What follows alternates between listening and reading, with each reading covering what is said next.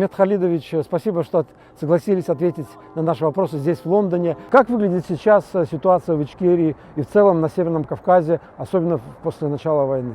Конечно, настроения кардинально изменились не только на территории у чеченцев и чеченского народа, но и у всех представителей северокавказских народов. Именно исходя из их настроения, мы и создали комитет по восстановлению северокавказских государств Северного Кавказа. Это происходило в прошлом году в Европарламенте, мы озвучивали этот проект, и есть президент, есть структура, которая сегодня представлена на международной арене. Вот мне кажется, самая главная задача представителей этих народов начать кооперировать с этим комитетом, с тем, чтобы восстановить национальные государства. Это мы исходили по аналогии после распада Российской империи. На Кавказе была создана Горская республика, это конфедерация народов, кавказских народов. И вот аналогии этому проекту мы и создали этот комитет. Нужно, главное, чтобы было понимание того, для того, чтобы оно состоялось как государственное образование, как конфедеративное государственное образование, необходимо, чтобы эти народы стали суверенными и независимыми. И я думаю, что вот в этом ключе настроения людей изменились на фоне продолжающейся войны. И у этих народов есть и надежда, и уверенность в том, что Россия после вот этой войны, агрессивной войны против Украины, после военного поражения в Украине, она должна трансформироваться в какое-то другое государственное образование, как во все времена и происходило. И распад Российской империи, и распад или трансформация Советской империи. То же самое должно произойти сегодня псевдодемократической Российской империи. В сентябре прошлого года вы встречались в Украине с руководством полка Калиновского, который, как известно, воюет на стороне Украины. Какие впечатления у вас остались от той встречи и какие выводы вы сделали для себя? Для меня самое главное, что наличие вот этого полка или этой военной структуры, которая сегодня олицетворяет независимость Беларуси, это очень важно. Это исторически важно, это и символически важно. Вы помните, да, после Первую мировую войну или в период Первой мировой войны был создан польский легион австрийцами, Австро-Герман. И вот этот легион, он стал ядром независимости Польши. И я уверен в том, что вот эта силовая составляющая, которая сегодня находится в Беларуси, она может сыграть и сыграет огромную роль в освобождении от оккупационных структур, деле достижения действительно настоящей независимости и суверенитета Беларуси. И поэтому это очень важно, что есть такая сила и есть такая структура.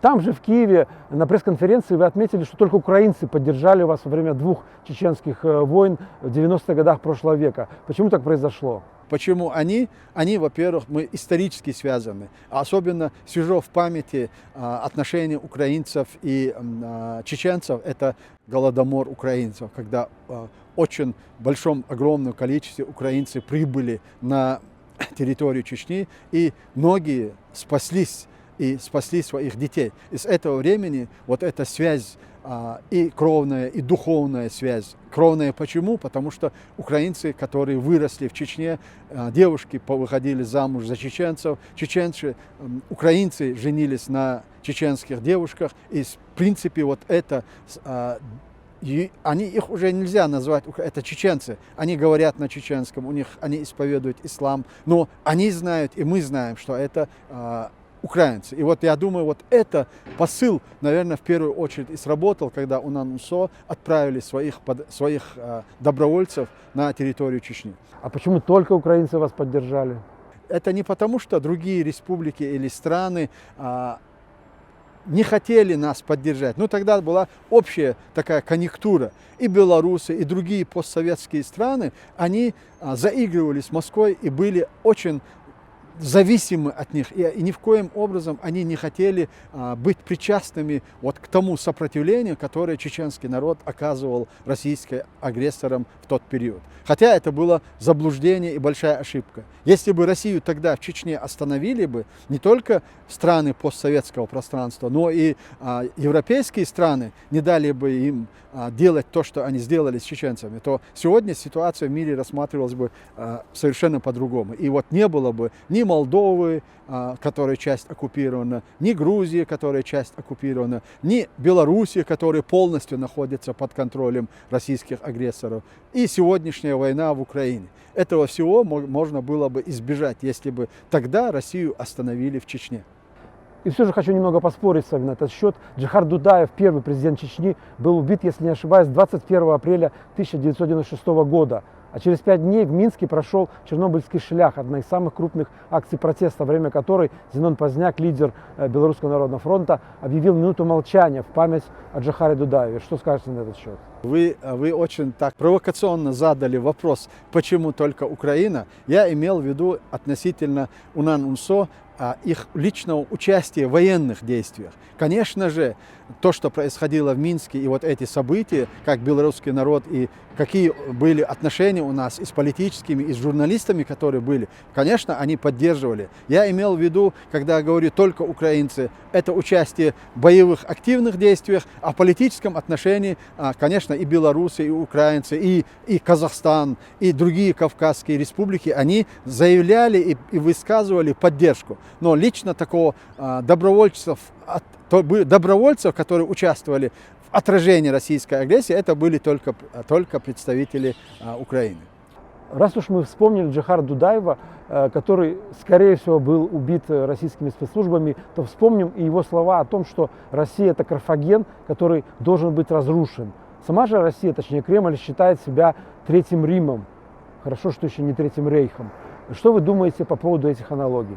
Вы, в принципе, сами сказали, Третий Рейх, Третий Рим. Но не бывает ни Третьему Рейху, ни Третьему миру. Джохар был прав, и сегодня мы стоим, и я думаю, что мы станем свидетелями разрушения распада этой последней империи. Я с уверенностью могу сказать, в любом случае, мое такое убеждение и впечатление, что это последняя война России, которую она ведет и развязала Украину. Это будет последней войной Российской империи, после чего эта страна должна будет трансформироваться во что-то другое и измениться. Мы не говорим, что она не исчезнет с лица земли, это огромная территория, но на этой огромной территории должны будут образоваться независимые суверенные государства, для которых права человека и принципы международного сообщества будут являться приоритетными в их жизни и в развитии этих государств. Вы уже практически ответили на мой последний вопрос, но все же задам его. Что вы думаете о перспективах России и ее владычестве над покоренными народами, в том числе на Северном Кавказе? Навсегда ли это? Или, так скажем, надолго ли это? Я думаю, что вот мы все сейчас переживаем последний этап агонию Российской империи. Вот то, что происходит сегодня, это и есть последние потуги империи, которые... Мы знаем, что принцип империи, она сохраняется до тех пор, пока она ведет захватнические войны. И именно этим руководствовался и Путин, и та система, когда они развязывали эту войну. Они, когда ввели войну с Чечней, они ушли в оборону. И это им показалось угроза для распада и для существования Российской империи. И поэтому они развязали все эти войны в дальнейшем. Но сегодня я уверен, что это последняя война. И те народы, которые находились в колониальной зависимости от России, многие из этих народов освободятся и создадут свои независимые государства. Я в этом абсолютно уверен. Беларусь и Ичкерия. Что общего вам видится в судьбах наших народов? Если исторически, это одна сторона. То, что сегодня у нас общее, это оккупационные режимы, которые установила Россия как на территории Чеченской Республики, так и сегодня в Беларуси. И народы и Беларуси, и Чеченской Республики Ичкерия находятся в заложниках вот той преступной системы, которая управляет ими. И руководит этой системой на местах именно Кремль. И поэтому вот это общее. А если в целом, исторически, да, белорусы, так же как и чеченцы, они боролись за свою свободу, независимость, разные этапы, разные эпохи в историческом измерении. Но они до конца не сумели пока еще, точно так же, как и чеченцы, ведя 500 лет борьбу за независимость, пока еще не достигли национального суверенитета и независимости. И, к большому сожалению, сегодня и белорусы находятся в таком же положении. Но я уверен в том, что и белорусы, и чеченцы, и чеченский народ, мы будем свободны и независимы, и мы установим наши нормальные братские отношения. Какой вам видится роль Лукашенко особенно после начала войны России против Украины? Конечно же, президент Украины Зеленский уже дал оценку действиям и поведению Лукашенко. Он причастен к тем военным преступлениям, которые совершаются в Украине от России. Потому что Путин, с позволения Лукашенко, сумел втянуть Белоруссию в эту войну. Хотя активно она не участвует в военных действиях, но сама страна, государство используется как плацдарм для ведения агрессивной войны против Украины, украинского народа. И я уверен, что Нюрнбергский процесс, аналогичный Нюрнбергскому процессу, должен быть трибунал, должен быть этот процесс, который должен дать оценку этим событиям. И белорусские чиновники, которые сегодня выполняют преступные приказы Лукашенко, они будут вовлечены в этот процесс и должны будут нести ответственность наравне как с русистами, так как они сегодня являются соучастниками этой преступной войны. Как бы вы оценили тот факт, что у белорусов есть Светлана Тихановская, или как здесь на Западе говорят, президент-элект и теневое правительство? Какое это, на ваш взгляд, имеет значение? Это имеет огромное значение. То, что сегодня есть правительство за рубежом, за границей или в изгнании, как хотите, так и называйте его. Вот их работа, политическая работа, которая ведется в Европе и на Западе, она очень важна для будущего белорусского народа и белорусского государства.